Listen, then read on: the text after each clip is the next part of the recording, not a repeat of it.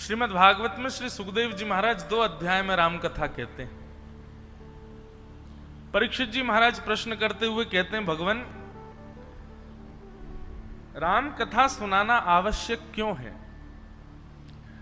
तब श्री शुकाचार्य जी कहते हैं कि भाई श्री कृष्ण लीला की गंभीरताओं को तब तक नहीं समझ पाओगे जब तक श्री राम जी के अनुग्रह से अनुग्रहित नहीं होगे। जब तक राम लीला आपके चित्त में नहीं आएगी, रामचरित्र जीवन में नहीं आएगा, कृष्ण लीला में संशय बना ही रहेगा। इस बात का प्रमाण है कि यदि आपको ठाकुर जी की लीला पर संशय हो रहा है, श्री कृष्ण चरित्र पर कहीं भी संशय होता है, तो निश्चित है आपको राम आश्रित होना पड़ेगा। पहले श्री राघव जी के चरित्र को अपने जीवन में उतारो, उनको श्रवण करो, उनको पहले पूर्ण रूपेण रम लो। जब श्री राघवेंद्र सरकार के भावों से रम जाओगे तब कृष्ण लीला समझ में आएगी। हमारे परमानंद दास जी का एक पद है, वे दोनों को एक रूप हैं तो एक ही, राम कृष्ण दो एक हैं, अंतर नहीं निमेश, इनके नयन गंभीर हैं, इनके चपल विशेष। महाराज जी हर वर्ष मैं अभी रामनवमी आज यहां हूं, नहीं तो 2-3 वर्षों से वृंदावन में एक स्थान है, उस स्थान का नाम है कोकिल साईं। वहां पर एक भक्त कोकिल हुए। कोकिल साईं सिंध से आए थे, तो सिंध क्षेत्र में पाकिस्तान में संतों को साईं बोलते हैं। तो वहां से 2 वर्ष पहले, बंटवारे से 2 वर्ष पहले ही वो वृंदावन आ गए थे। और ऐसी स्थिति थी उन महाराज जी की कि वो जो पगड़ी पहनते थे, पाग पहनते थे, उस पाग में भीतर श्री जानकी जी का एक चित्र रखते थे, स्वर्ण में मढ़ा हुआ। जानकी जी को सदा अपनी पाग में रखते थे और चित्त में सदा हमारी श्री किशोरी जी को रखते थे, श्री राधा रानी को। रहते वृंदावन में और गुण गाते थे श्री जानकी जी का। उनका नाम भक्त कोकिल स्वामी श्री अखंडानंद जी महाराज ने रखा। इसलिए रखा क्योंकि वो कोकिल मतलब जब वो नेत्र बंद करते थे ना, तो कोयल बनकर के प्रत्यक्ष राम लीला में पहुंच जाते, रामचरित्र में पहुंच जाते, और वहां जाकर के उन लीलाओं को देख करके आके लिखते जो कहीं लिखी नहीं है। ऐसी लीलाओं का वर्णन करते थे भक्त कोकिल। तो हर वर्ष मैं रामनवमी पर 2-3 दिन का प्रवचन सत्र मेरा वहीं होता था। इस बार हमने हाथ जोड़ के थोड़ी क्षमा मांगी कि महाराज जी तो बहुत वर्ष पहले ही ठाकुर जी के श्री चरणों में विराजमान हो गए, पर उनके जो अनुयायी हैं वो हर वर्ष 1-2 दिन 3 दिन का सत्र रखते हैं प्रवचन का। इस बार दास ने निवेदन किया कि हमारी तो मास भर की कथा है, हम नासिक जाएंगे। हम बहुत सारी कथाएं स्थगित करके सबको आगे पीछे फेंक फांक के हम आए हैं यहाँ पर कि नासिक में ये, और महाराज जी इतने व्यस्त हो गए यहाँ आकर के। हम तो सोच रहे थे आनंद से एक जगह डटे रहेंगे, कुछ करेंगे धरेंगे नहीं, पढ़ेंगे, कथा सुनाएंगे। आज रामनवमी थी तो आज हमने सोचा सुबह जल्दी उठेंगे, 3:30 बजे उठ करके और जल्दी से स्नान करके और जप करेंगे। जप 3 घंटा लगता है जप में। जप से निवृत्त होकर फिर अभिषेक करेंगे। अभिषेक के बाद नवमी का हर महीने का नवमी का एक हवन का क्रम भी बना हुआ है। हवन करेंगे, स्नान करेंगे, समय बच जाएगा तो पढ़ेंगे। इतनी जल्दी करी, फिर भी 1 मिनट भी नहीं मिलता। हम आने में 10-15 मिनट विलंब से इसलिए आते, मैं जल्दी देखता हूं कि आज क्या विषय। वैसे तो विषय सब गुरुदेव कृपा से देखा है, लेकिन जब चिंतन करते हैं, देखते हैं तो कुछ नवीन भाव आता है। तो भक्त कोकिल, उन्होंने महाराज जी एक बड़ी सुंदर लीला सुनाई, जो वे कोकिल बनकर के जाके देखते थे। तो एक सुंदर ग्रंथ भी है, भक्त कोकिल। स्वयं श्री अखंडानंद जी महाराज ने ही उसकी रचना करी, भक्त कोकिल। उसमें एक लीला सुनाते हैं, हमारे यहाँ तो बड़ी प्रसिद्ध है, आप में से सब शायद किसी ने सुनी होगी, नहीं सुनी हो तो सुनो। तो भक्त कोकिल वर्णन करते हैं, बोले एक बार दिव्य साकेत धाम, गोलोक धाम, वहां पर नित्य लीला चलती रहती है। ठाकुर जी सतयुग त्रेता द्वापर में पृथ्वी पर लीला करने आते हैं, पर जो लीला पृथ्वी पर द्वापर सतयुग में होती है वो लीला साकेत में और गोलोक धाम में नित्य चलती रहती है। साकेत में राघवेंद्र सरकार की लीला चलती है और गोलोक धाम में हमारे ठाकुर जी की लीला चलती है। वैकुंठ में श्रीमन नारायण भगवान विराजमान है, वहां मुक्ति प्रदान और मुक्ति के इच्छार्थी जो है उनसे भेंट आदि होती रहती है ठाकुर जी की। तो एक बार क्या हुआ, साकेत और गोलोक धाम दोनों अगल बगल में ही हैं।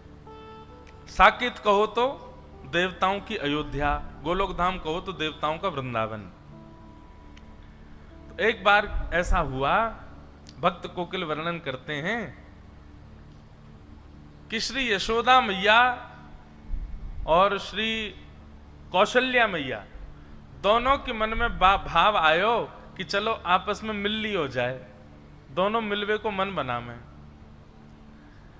तो श्री साकेत धाम से राघव जी को गोद में लेकर के कौशल्या मैया गई और श्री गोलोक धाम से लाला कन्हैया को गोद में लेकर के हमारी यशोदा मैया गई। दोनों के चित्त में एक साथ भाव आया मिलने जाएंगे। तभी बीच रास्ते में दोनों मिल गई। बोले अरे बहन मैं तो तुमसे ही मिलवे आ रही। बोले आज मेरे मन में भी भाव उठो कि मैं आपसे मिलवे चलूं, तो मैं गोलोक धाम आ रही। अरे बहन बड़ी पधारी, चलो गोलोक धाम ही चलो। और श्री कौशल्या जी को लेकर के यशोदा मैया गोलोक धाम आ गई। दोनों की गोद में लाला है, यहाँ राघव जी हैं, वहां हमारे ठाकुर जी हैं। दोनों मैया आई आकर के गोलोक धाम में सुंदर दिव्य महल में मैया विराजमान होगी। दोनों बालकों को आंगन में छोड़ दिया। राम कृष्ण दोनों आपस में क्रीड़ा कर रहे हैं। ऐसी लीला का दर्शन भक्त कोकिल कर रहे हैं। बोले आहा दोनों कैसे हैं। मदन गोपाल हमारे राम, मदन गोपाल हमारे। चुप क्यों बैठे, आपका मौन है, गाओ सब लोग। मदन गोपाल हमारे राम, मदन गोपाल धनुष बाण धर विमल वेणु कर, धनुष बाण धर विमल वेणु, पीत वसन और तन घन श्याम, पीत वसन और तन घन श्याम। हे मदन गोपाल हमारे राम, मदन गोपाल हमारे। कैसे हैं, बोले दोनों उनमें कोई अंतर ही नहीं बता सकता, बिल्कुल एक जैसे हैं श्री कृष्ण और श्री राम। हमारे लाला थोड़े से नेक, बस दोनों में अंतर पहचानना हो तो एक ही तरीका है। बोले क्या, इनके नयन गंभीर हैं, इनके चपल विशेष। बोले जब राम जी को देखोगे ना तो राम जी के नेत्रों में आपको गंभीरता दिखेगी। बस नेत्रों से ही पहचाना जा सकता है, बाकी नाक होठ कान गाल हाथ पैर सबरे गदमदरा से हैं ठाकुर जी। दोनों एक जैसे हैं, बिल्कुल कोई अंतर नहीं बता सकता। बोले अंतर पहचानना हो तो बस दोनों की आंखों में देखो, जिसके नेत्र गंभीर दिख रहे हो, धीर दिख रहे हो, गहरे दिख रहे हो, समझो ये राम जी हैं। और जिसके ऐसे चप्पल चप्पल इधर घूम रहे हैं, इधर घूम रहे हैं, फिर इधर, फिर कभी इधर घूम जाए बंदर की तरह, कभी उधर कूद जाए, बोले ये कन्हैया हैं। दोनों खेल रहे थे, खेलते खेलते छोटा सा धनुष बाण था राम जी का। सो हमारे बाल कृष्ण प्रभु ने, अब राम जी तो बेचारे सीधे साधे ठाकुर जी हैं, हमारे ठाकुर जी कभी उनके ऊपर चढ़ जाएं, कभी उनको घोड़ा बना दें, कभी उनकी चोटी पकड़ ले, चल मेरे घोड़े आगे खड़े। राम जी बेचारे भोले भाले, जैसे कहें वैसे करें। इतने में ही हमारे ठाकुर जी ने उनका छोटा सा धनुष जो था वो उनसे छीन लिया। अब बेचारे राम जी ऐसे भी नहीं है कि कहीं रोने लगे हो, चीखने लगे हो, छीन, बेचारे ले लियो तो ले लियो, चुपचाप देख रहे हो उन्हीं को। आहा, तभी सायंकालीन सत्र हो गया, दोनों मैयाओं की आपस में भेंट हुई, खूब बढ़िया प्रसाद पाया। अब मैया बोली, कौशल्या मैया, चलो बहन अब मैं चलूं वापस, फिर कभी आऊंगी दोबारा, अब की बार आप आना साकेत। यशोदा मैया बोली, अब कहाँ बताऊं, जे बंदर की सी हड्डी है मेरे लाला के अंदर, इतना ऊधमी है या को कहीं ले जावे मुझको डर लगे, सब तोड़ फोड़ देवे, लेकिन फिर भी मैं आऊंगी कभी। दोनों माताएं आपस में मिल ली। अब जैसे ही वापस जाने लगी यशोदा मैया, श्री कौशल्या मैया, दोनों बालक खेल रहे हैं और धनुष बाण हाथ में लिए कौन बैठे हैं, श्री ठाकुर जी। तो धनुष बाण देख करके कौशल्या मैया ने सोचा यही है राम जी, सोई हमारे गोपाल जी को गोद में उठा लिया और ठाकुर जी को लेकर के श्री कौशल्या मैया साकेत को जा रही हैं और राम जी रह गए वहीं गोलोक धाम में। दोनों बालक अदला बदली हो गए। ठाकुर जी भी इतने चतुर, बोले ही नहीं रास्ता में कि मैं राम नहीं हूं, वो भी पकड़ के जा रहे, दिख के तो हूं साकेत कैसो है, या राम के सखान को मजा चका के आऊंगो। अब यहां राम जी भी बेचारे चुपचाप बैठे, ना रो रहे हैं ना बोल रहे हैं कि मेरी मैया चली गई है। यशोदा मैया गोद में लेकर के घूम रही हैं। अब दोनों माताओं की स्थिति कैसी है? यशोदा मैया तो पूछ रही है, बोले लाला तो कहाँ है गो, हैं तू ऐसो गुम सुम सो काई को बैठो है, ना कछु बोल रो है, ना कछु कर रो है, ना उछल रो है, ना कूद रो है, मक्खन खाएगो? अब राम जी बेचारे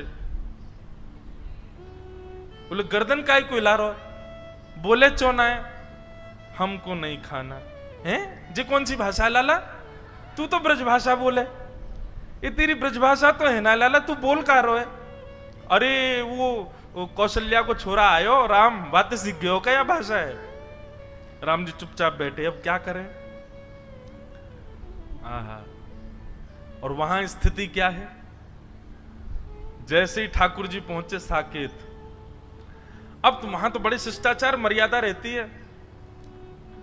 दशरथ जी महाराज भोजन करने के लिए जब बैठते हैं तो बगल में एक छोटा आसन लगता है, छोटी चौकी पर छोटी थाली में राम जी पाते हैं।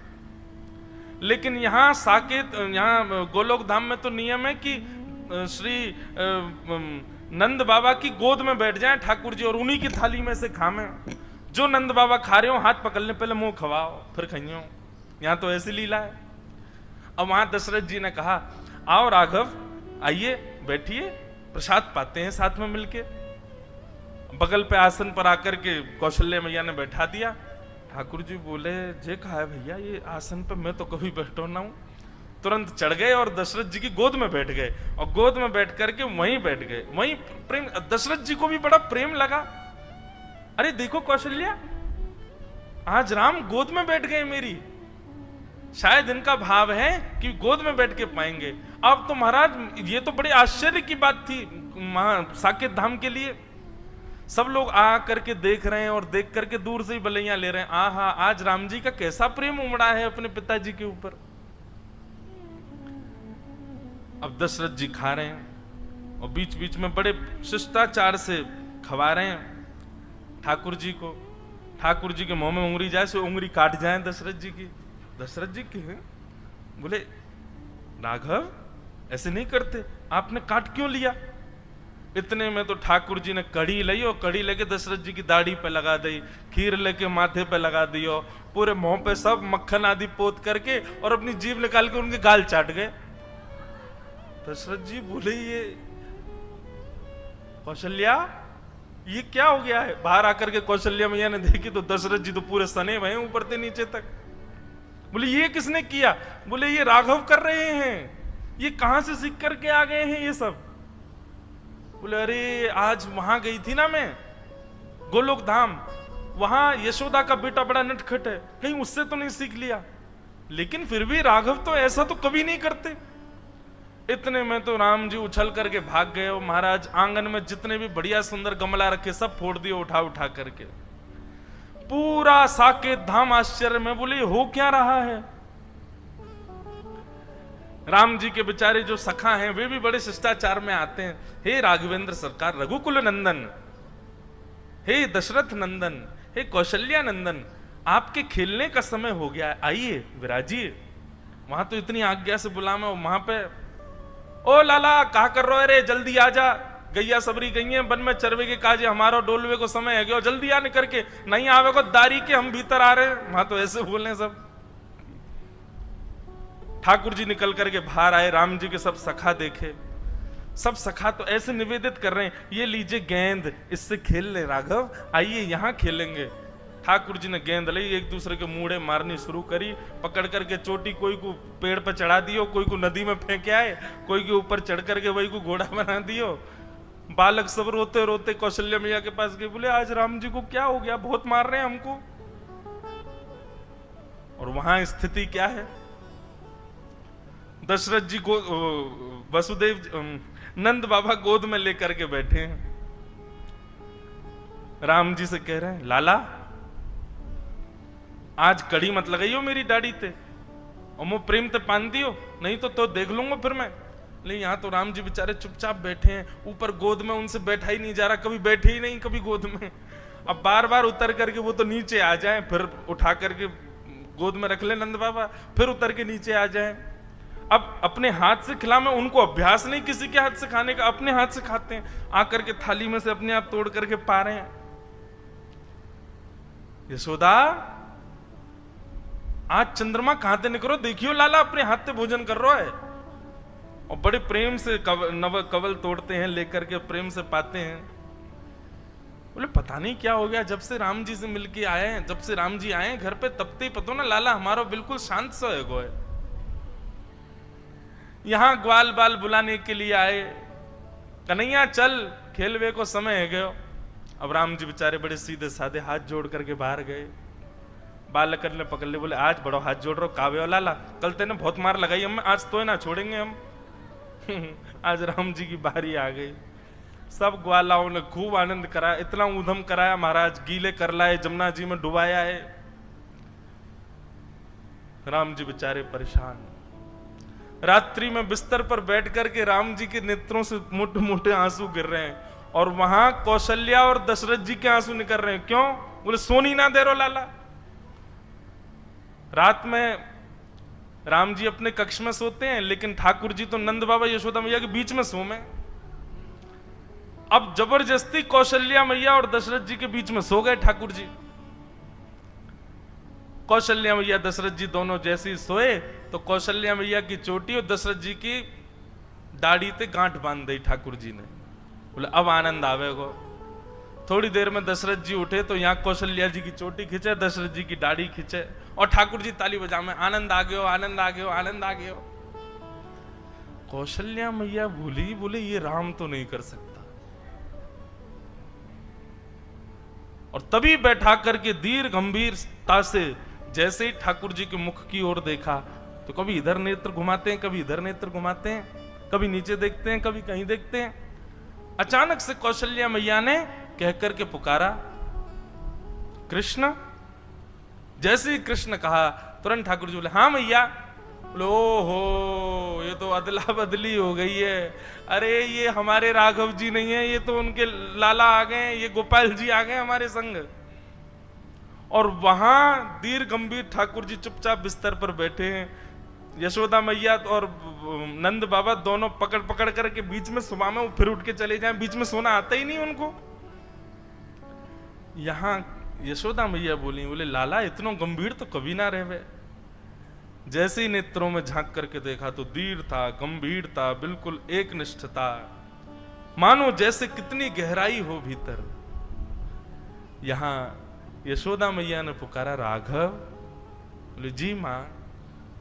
आहा, राघव सुनते यशोदा मैया घबरा गई बेचारी। बोले बालक ने या कितनो गेरो, कितनो पटक दियो, बेचारे कितनो रोयो होगो। अरे हम तो बदल गए, पता ही नहीं चली कि लाला दोनों बदल गए।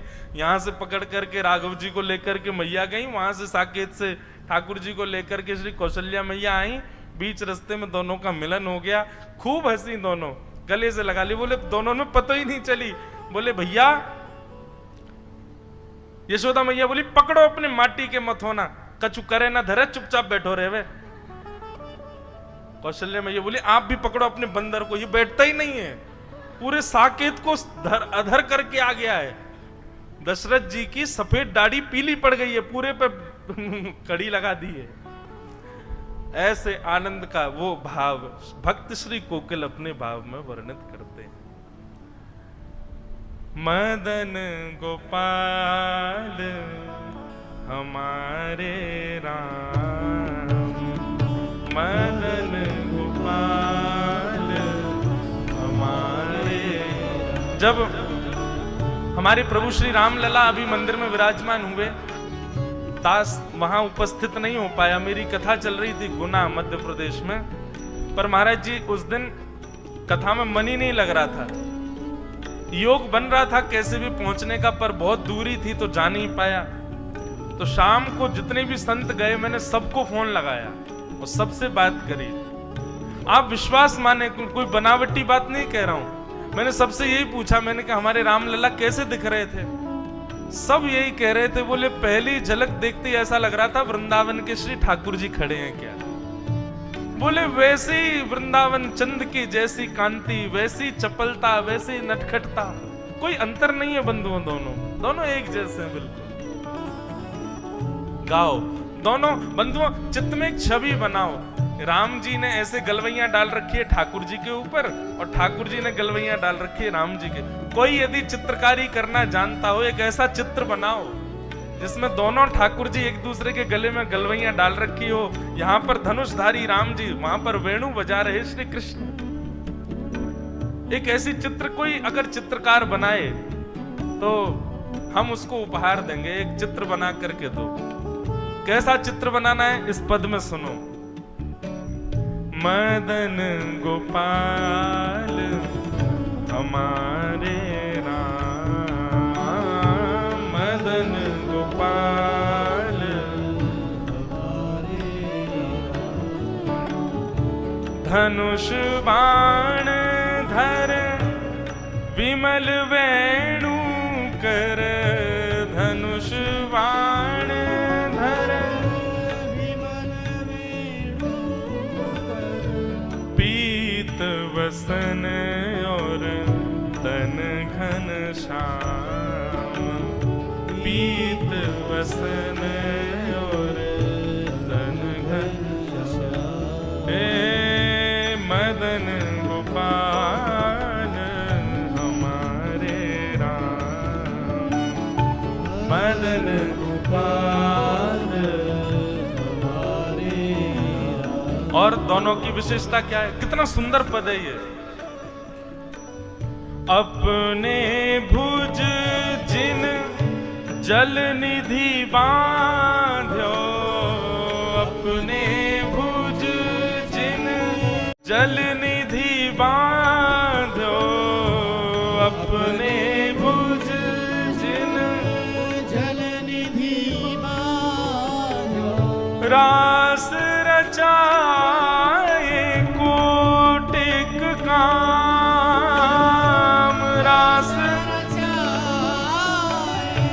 कोटिक काम।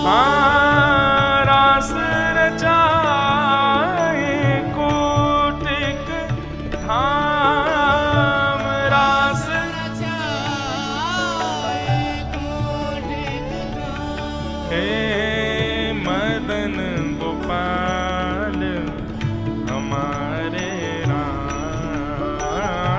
मदन गोपाल हमारे राम। हे मदन गोपाल हमारे राम, मदन गोपाल। बोलो राजा रामचंद्र भगवान की। कितना सुंदर दर्शन है। एक वो हैं जो अपनी भुजा से जल निधि को बांध देते हैं और एक वो हैं जो अथाह रस के रास के समुद्र को प्रकट करके रास विहार करते हैं।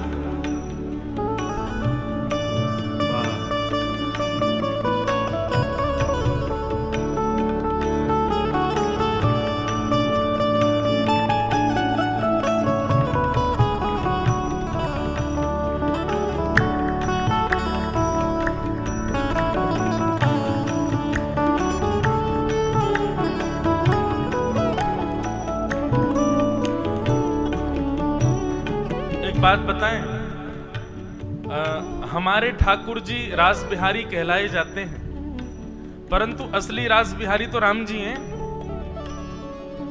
हमारे ठाकुर जी ने तो एक ही किया महारास, राम जी ने तो 999 रास किए हैं। ये फटिक शिला पर बैठे सुंदर किशोरी जी का जब श्रृंगार कर रहे हैं राम जी, उस समय क्या कर रहे हैं? ये 999वां रास चल रहा था ठाकुर जी का। हमारे भारत के कई संतों ने कई टीकाएं लिखी हैं, रामायण सतकोटि अपारा। एक महान पुरुष ने ठाकुर जी के राम जी के रासों के विषय में लिखा, राम जी ने कब कब रास किया है। राम जी की रास की भी पदावलियां हैं, मैं गाता हूं कथाओं में। राम जी भी होली क्रीड़ा करते हैं, पतंग उड़ाते हैं श्री जी के साथ में, किशोरी जी के साथ में। राम जी की भी बड़ी रास लीला है। तो कहते हैं कि 999 रास राम जी कर चुके थे, 999वां रास चल रहा था फटिक शिला पर। तभी जयंत ने आकर के उसमें विक्षेप डाल दिया, चोंच मारी। तो राम जी को क्रोध आ गया। राम जी बोले अब हम रास नहीं करेंगे। बोले 1000 पूर्ण तो कर दो। बोले नहीं, अब तो जरा भंडारा द्वापर में ही करेंगे। 999 रासों का पूर्णाहुति ठाकुर जी ने की है द्वापर में। रामचरित्र में तो रास किए ठाकुर जी ने, वृंदावन में आकर के तो मदन गोपाल जी ने महारास किया। उस 999 रासों के जितने प्रकल्प थे सबको एक साथ प्रकट किया वृंदावन में। इसलिए रास बिहारी हमारे ठाकुर जी हैं, लेकिन उनके गुरु जी तो राम जी हैं। राम जी ने सिखाया उनको। ऐसे दोनों हैं। 10 सिर हति सब असुर संहारे, 10 सिर हति सब असुर संहारे, 10 सिर हति सब असुर संहारे, 10 सिर हति सब असुर संहारे। गोवर्धन धारो निज वाम, गोवर्धन धारो निज वाम, गोवर्धन धारो निज वाम, गोवर्धन धारो निज वाम। हे मदन गोपाल हमारे राम, मदन गोपाल हमारे राम, प्यारे गिरधर लाल हमारे राम, प्यारे गिरधर लाल हमारे। परमानंद दास जी कहते हैं तब रघुवर अब यदुवर नागर, तब रघुवर अब यदुवर नागर, तब यदुवर अब यदुवर नागर, तब रघुवर अब यदुवर नागर। लीला नित्य विमल बहु नाम, लीला नित्य विमल बहु नाम, हे लीला नित्य विमल बहु नाम, लीला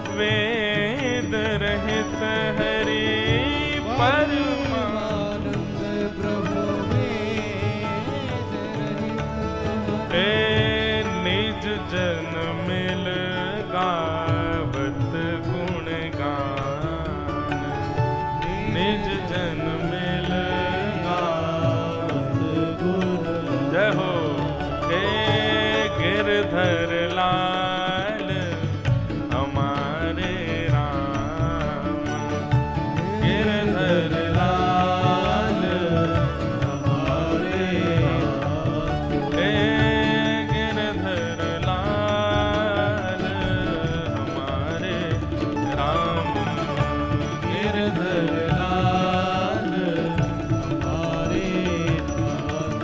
हे तब यदुवर तब रघुवर, अब यदुवर नागर, तब रघुवर अब यदुवर नागर, लीला नित्य विमल बहु नाम, लीला नित्य विमल बहु नाम, हे गिरधर लाल हमारे राम, गिरधर लाल हमारे राम। प्यारे मदन गोपाल हमारे राम, मदन गोपाल गिरधर लाल, मदन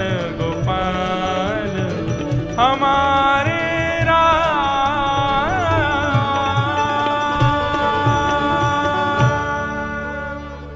बोलो राजा रामचंद्र भगवान की। दोनों में कोई अंतर नहीं है भैया, एक ही हैं। ऐसे राम जी के मंगल में जन्मोत्सव की आप सबको बधाई हो, सबको बारंबार बधाई।